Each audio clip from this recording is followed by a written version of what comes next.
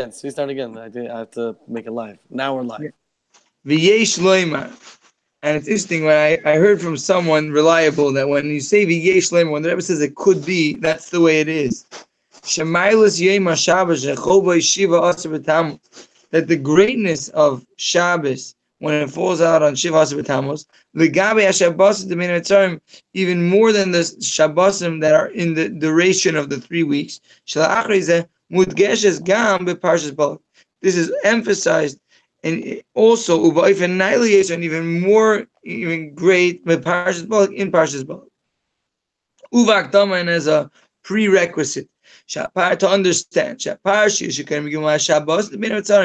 parshas that are read in the 3 Shabbos of the 3 weeks,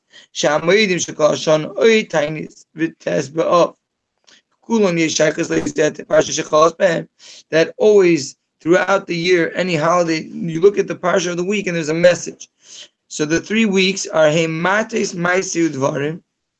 See, the 3 weeks are Mates Maisi and Dvarim. And when Mates and Maisi are together, Koyin Gam Pinchas So then also Pinchas gets thrown in to be a part of the 3-week parshas. But Balak we can never find as a parsha within the 3 weeks. Kigam kishekoyim parshas Balak. Then when's my time up? You tell me, I don't see it.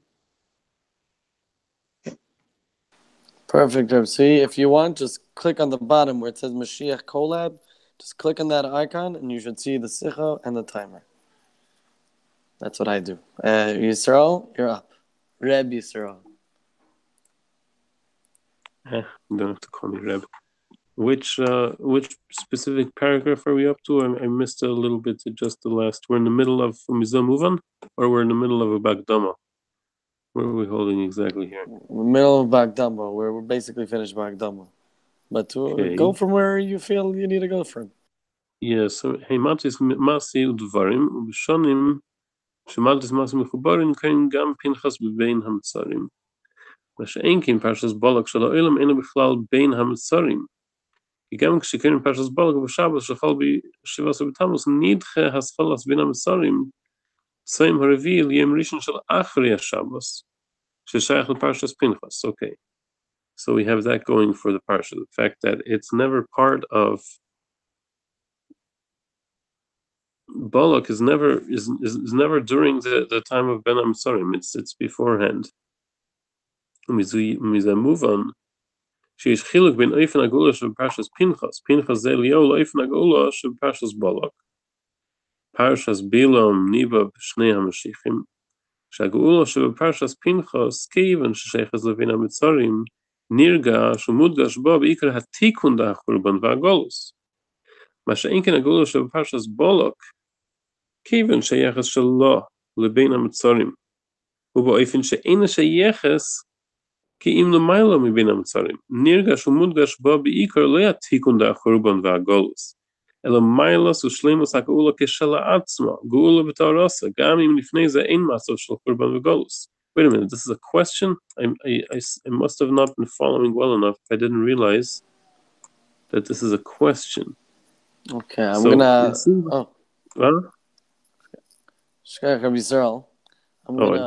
gonna actually backtrack a little bit. Because of this paragraph that we had a little bit of trouble on in previous times, so I looked at it. I asked my father to help me out with it and explain it, and he said like this. This is by Hay, one that we had a little bit of trouble on. So he says like this: Gimel Shavuos bein hamitzarim b'zman, k'may midbar b'makrim. Okay. So the 3 weeks are in time is like the midbar is in place. So it's like a midbar in place. So basically, what's a midbar? Not positive connotations. It's a place, that people don't live there, and there's whatever. It's not a good place to be. Yeah, all the nechashim and akrabim and whatever it is. He says. And Makdim Refuah, Gimel Shabbos Lishvehen, something about each Shabbos, which is true. I'm not sure why still. but basically each Shabbos is 2 somehow, right? So you have 2. So since you have 3 weeks, 3 times 2, so that means you have 6. And then 6 times 7, because each Shabbos affects all the days of the week, right? It affects the days before and the days after. So 6 times 7 equals 42, which is the amount of journeys. Okay, Reb Tzvi.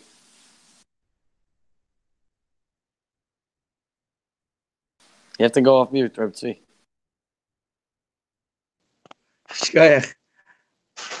So I guess I was going to read further, but I guess in the conclusion of the previous chapter, we just read that when Shabbos is before the 3 weeks, it's higher than 3 weeks. And this is emphasized in the fact that the Torah in this week's parasha gives testimony on the coming of Mashiach in the parasha of Bilam. When the Rambam explains that the Torah gives witness to the coming of Mashiach, so first he gives the pasuk, V'shav Hashem and Hashem your God will return your captives, V'chamecha, and he will have mercy on you, V'shav v'kibetzcha, and he will gather you, as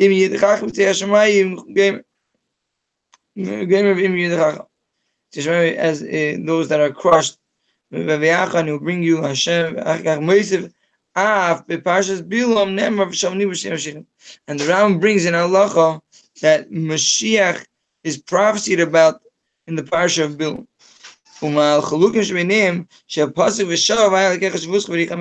The difference is in the pasuk that Hashem will return your captives and have mercy. That is talking about redemption from exile. Reb Tzvi, Rabbi Yisrael.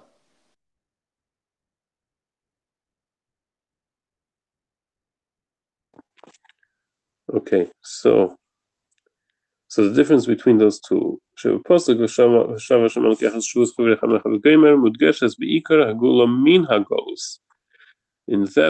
that it says the Eibusher will return, the returning of you, and the Eibusher will have Rahmanus on you.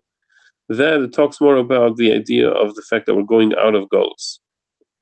Vilu Parshas Bilam, Mudgeshes Milas Ushlimus Haguula Keshala Atzma. Malchus David, Moshiach Harishon, Ushleimusa, Malchus Moshiach Ha'acharin, She'emid Mibonav, Gam Leloi Golus. Shari B'Nevuas Bilam Loi Nizkar Al Dvar Maimud Matzav Shel Golus. Bilam doesn't even mention the idea of Golus. Bilam brings the concept of Moshiach to us as just the in how it is for itself, without even the idea that it saves us or redeems us or cures a Golus. Ela adrava, maimud matzav shel chelus va'ad l'shilton al kol ha'amim. Hein am levadad yishkeinu v'goyim li'yischashav.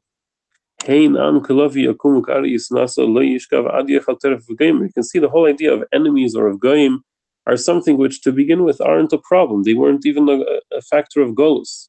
V'yarim mi'agog malka yutinasim al-chusei.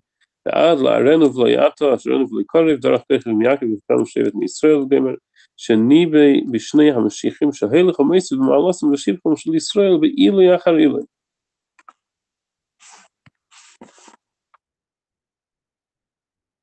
So I'm personally a little bit we continued. I think you asked a good question, and I don't know if you got an answer or not, that this paragraph over here, which you read last time, ends up with a question mark, and I'm not sure what the question there is, if it's a statement or if it's a question. I think the idea of collaborating is to speak. You read a little bit, but you speak a lot. You speak as much as you could. I mean, if you have nothing to speak, of course, you continue going.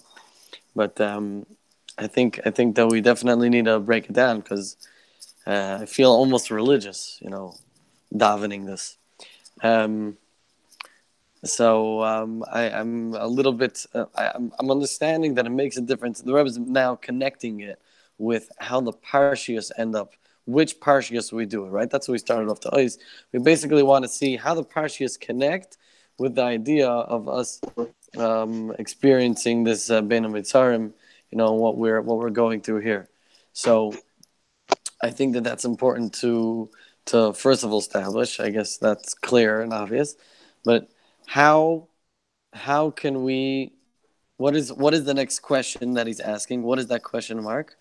And also, I'm still catching up with the quotes that the psukim that are being quoted. Okay, Reb Tzvi. Sorry, I'm hoping you hear me over here. So I'm going to start off from where I live. Shleimus Machzor Mashiach Achan Shem Yibanav, Gam Loi Gol Shari B'Nevuas Bilam Loi Nisker Al Derech Maimid U'Matzah Shal Golos, because Bilam doesn't even mention exile. Ela Adar Maimid U'Matzah Shal Chavis Vad L'Shilton HaKol Ha'ami. That and for the pasuk, Hein Am Levadad Yishkan, they're a nation that dwells alone. Uvagoyim Lo Yischashov, and is not counted amongst the nations. Right, so we're always singular, meaning that no matter what, we're always going to be separate from the nations in a good way. Basically, that whenever the nations are having it good, then we're going to have it good also. But like meaning even when everyone else has difficulties, when everyone else terminates, the Yidden endure forever. And these are prophecies of Bilam. Hein Am Klavi Yakum, a nation like a lavi, which is like a baby lion, rises up. Ucha'ari Nasan, like a mature lion, raises itself high. Lo Yishkav doesn't go to sleep until it eats, consumes its food. Agag Malchay, he's uplifted above Agag, his kingship is Vestinasim Malchusay. That we're talking about the big enemies over here that they're going to be ceased to exist. Okay, Reb Yisrael, go ahead. Yeah, you're 100% right, Rabbi Isaac. We should. I was actually very glad to hear you had more to add about the cryptic paragraph yesterday. You were starting to be mefaneach that, and I was listening intently on that. So, looking forward to hear the rest of that from you if you want to tell us about that. And also, I looked this over a few more times with this question mark, and I'm starting to wonder if it's Pasha the Toe Seifim or something. It really looks like the paragraph, that entire paragraph, and the one following it, it really doesn't follow the pattern of a question is being asked and then is being answered. It really looks like there are statements being said before, and there's just follow-up statements being said afterwards, and it doesn't. I can't seem to find any indication of question and answer. Pasha the Rebbe is saying, we then move on. There's a difference between how it happened in Parshas Pinchas, which it is part of Golus, and Parshas Balak and Bilam, which is totally higher than Golus.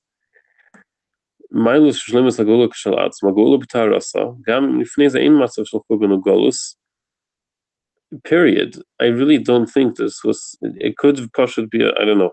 Unless I am out of my league here, I'm gonna wonder whether this was maybe a Pashta Tau Seifrim. That's just my own belief. But if anyone knows better, please share.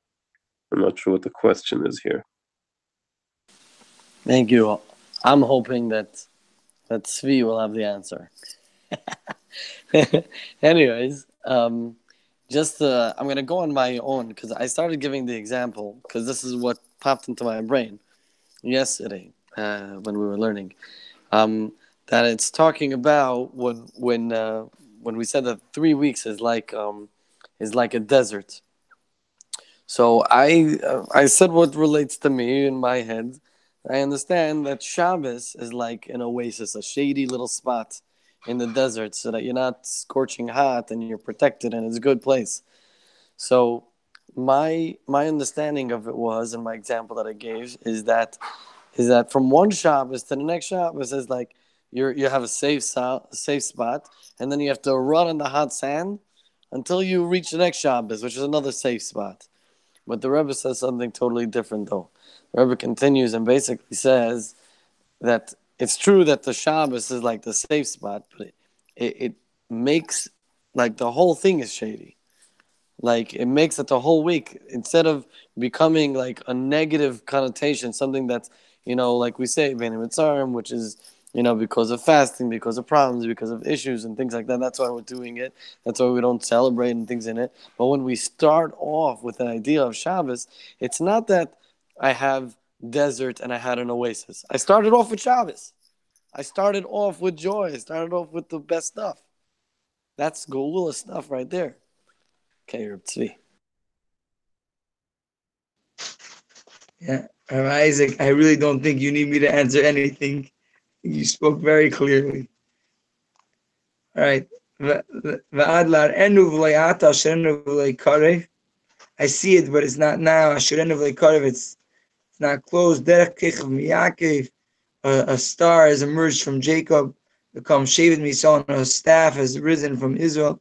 This is all prophecies in this week's parsha about the two Mashiachs.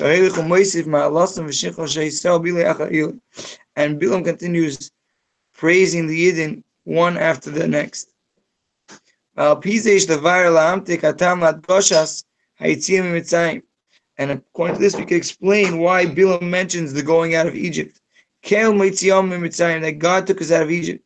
In the same parashas, there's a prophecy of the two Mashiachs. That just as when the Yidden left Egypt, they saw miracles.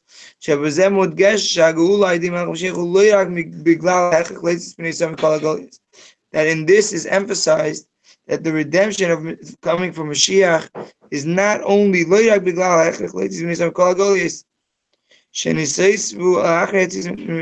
only to take us out of all the exiles, but rather it's a continuation and a completion of the going out of Mitzrayim.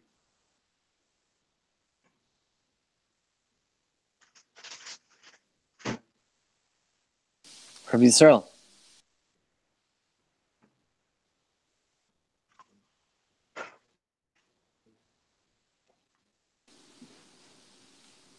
Yisrael?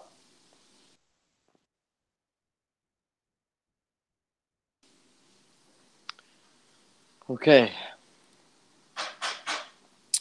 So, Rabbi Tzvi, what I was asking is if you knew what this question mark in the beginning of this page, the end of the first paragraph, there's a question mark. So we wanted to know what the question there is. We have not figured it out yet. Also, it's still, you don't have to listen to me at all because it is your time to do whatever you want. But I would request, if you could, Rabbi Tzvi, just explain what you're reading. All these things, there's so many quotes from Sukkim that I lost it. I lost what we're saying here. I know that we started quoting the, how the parshas are connected with the 3 weeks. That I understand that we started doing that. And I wanted to point out basically what's the mila of that this week's parsha is never involved, but Pinchas could be involved. So I didn't fully understand what we said yet is the actual advantage and what are we pointing out yet. So that's the question that we were asking, and that's a question that I'm asking. Also, like a request, if you could say it in your own words, maybe I'll understand what's going on here. Because as soon as a lot of times when the Rebbe starts quoting a lot of psukim, I have to okay, because there's assumptions here. It's like the Rebbe's like, of course you know this already. So I need to really know what all these psukim are. What are all the stuff? What are we talking about? Okay, Rebbe Tzvi, go ahead.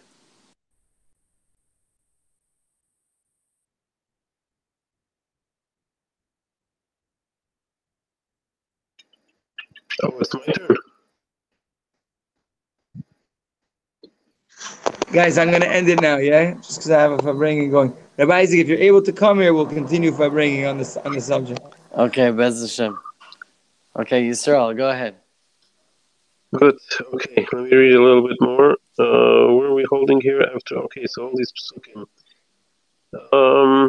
I guess the Rebbe is quoting. Yeah, the Rebbe is quoting a bunch of spots in the parsha and related psukim where we see this concept, the mila of Parshas Bilam, which is that it's geula b'taharas, not even a consideration of golus. The fact that it is what it is. It happens how it happens.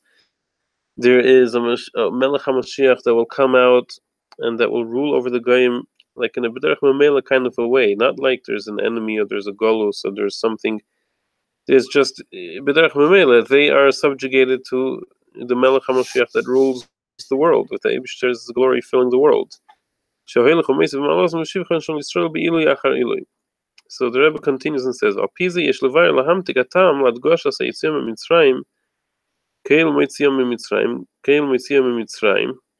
which I guess Bilam quotes a few times. In this parsha of Balak, where he had this nevuah about the two Mashiachs, like it says about the miracles of Mitzrayim, that when Mashiach comes, there are going to be miracles like that.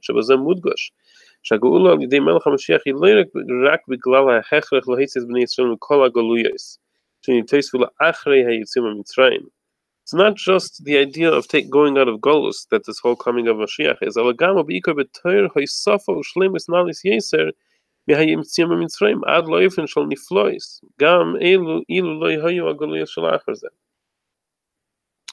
Yeah.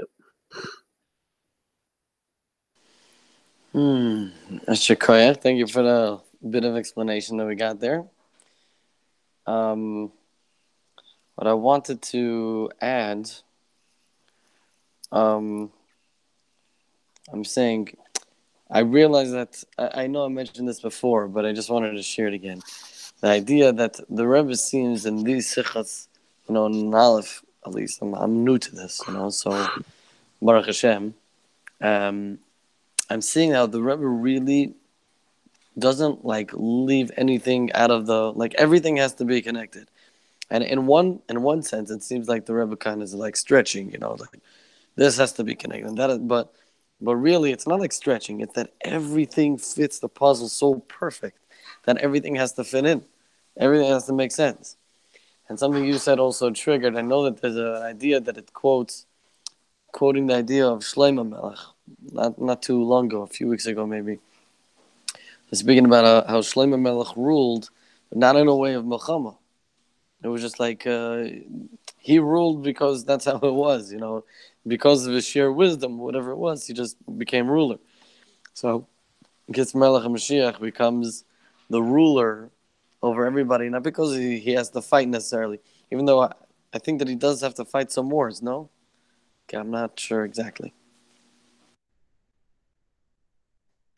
That might have to do more with the aspects of Mashiach that are as an answer to Golus and that are there to cure and to take us out of Golus. So that might have some aspects of wars and things like that. But I guess that's more like what the Rebbe is saying, what's mentioned about Mashiach in Parshas Pinchas, which deals with Golus and comes from Golus, etc., etc. But the cool thing about Parshas Balak and Bilam's Nevois is that he was talking about the Darg of Mashiach that's even higher than that, even deeper than that. It's it doesn't even come on the level of. I remember a similar concept in Chassidus, which I remember to me back when I was younger was like a very aha kind of a moment. Something to the effect of Loizu ikar ha'elokus shehu boirei olamus. This isn't the main thing about the Eibishter, is the idea that he creates worlds and that's what he's all about. This was a very aha moment for me. Wow, the Eibishter has technically, so to speak, a lot of other things to do, a lot of better things to do, whatever, so to speak. As if it's not all we know the Eibishter about is the fact that he created us. So it's as if for us in our limited minds, the Eibishter is all about creating us and he's our creator. But the truth is, Elokus, the Eibishter is so much greater than that. That this isn't what he's all about. Of course, he's a lot, very much into it, but this isn't what he can do. So many more amazing things beyond that. So also the concept of Mashiach, it's not just about coming out of Golus. The Inyan of Mashiach itself is an amazing thing, an awesome thing of its own, beyond just Golus. Thank you. That is pretty cool. Meaning, he is a creator, but not just a creator. Right? He's also a creator. Yeah, because he created us. That's a pretty awesome thing.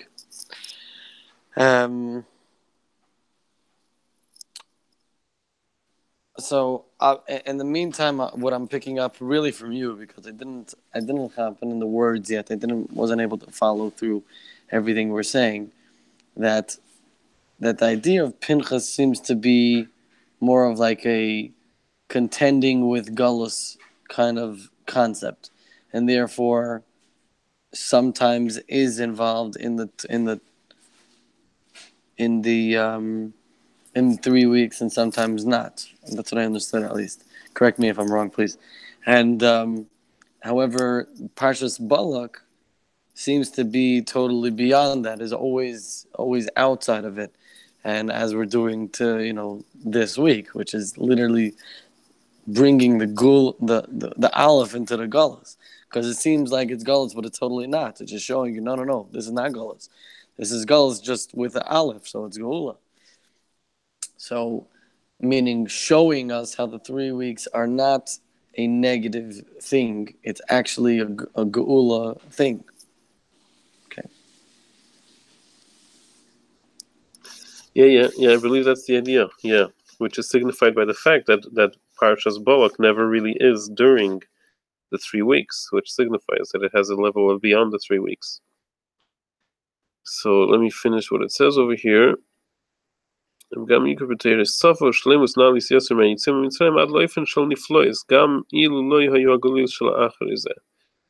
the union of Moshiach coming isn't necessarily as a hemshech or to answer to Golios Mitzrayim and the Golios that came after that. There could be also the idea of niflois, just a completion and a shleimus in the idea of geula to a point of niflois, even without having had to come out of Mitzrayim or coming out of the other goluses that are afterwards. Just the etzamin in itself. Al derech mashakosov, the hemshech haparshi is the ben hamitzarim. Eile masei loshen rabim bnei Yisrael asher yotzu me'eretz Mitzrayim. Shayitziya me'eretz Mitzrayim hi loy rak yitziya nesiya rishono shenosu miramsis lusukais. Right. That Elo gam kol proti amasayis b'midbar ha'amim az liyardin reich yisharum is al geula hamitis v'shlema. Azim Mashiach tzidkenu the meirach yirich v'doin hem chilek mitzias Mitzrayim betachlis hashlemus. So I didn't get to understand that fully yet, but go ahead.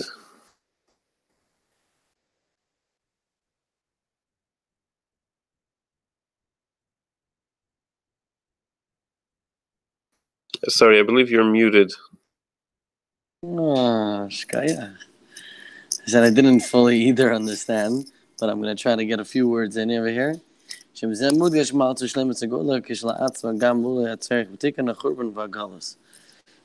me try to get these words in here and see if I can understand what we're talking about. So we're saying that after the parshas which are Bein HaMitzarim, Elim Masi, which is Lashon Rabim, the Bnei Yisrael, that they left from Eretz Mitzrayim, that the leaving of Eretz Mitzrayim is not only leaving and traveling, the first traveling, like we know, right, from Ramses to Sukkot, etc. But what are we saying? Elagam kol protei hamasis b'midbar, mas b'midbar ha'amim ad liyad niricha shirum is al gula mitzvah shleim. Meaning, it's talking about the gula, the true one with Moshiach Tzidkenu. The moirach yiricha ud. I don't know what that is. Where is that from? Sanhedrin. Okay, I don't know what that's from.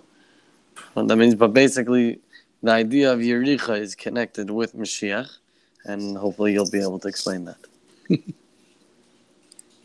Yeah, I believe it's an expression, Meirach V'Dayin, about how we're going to do halachic judgments when Mashiach will come. Mashiach himself will be Meirach V'Dayin. He will, with a sense of smell, apparently, he will be able to smell and judge based on that. So Meirach is Melashon Yireichai, so that's the connection about the smelling, the idea of Reach, that through that, when Mashiach comes, that's the connection with Mashiach, that's how they're going to judge in those days. So every part of the journey from Mitzrayim, all the way until the year reached Yarden Yireichai, which has to do with Mashiach, Meirach V'Dayin. They're all part of the completion of the idea of coming out of Mitzrayim.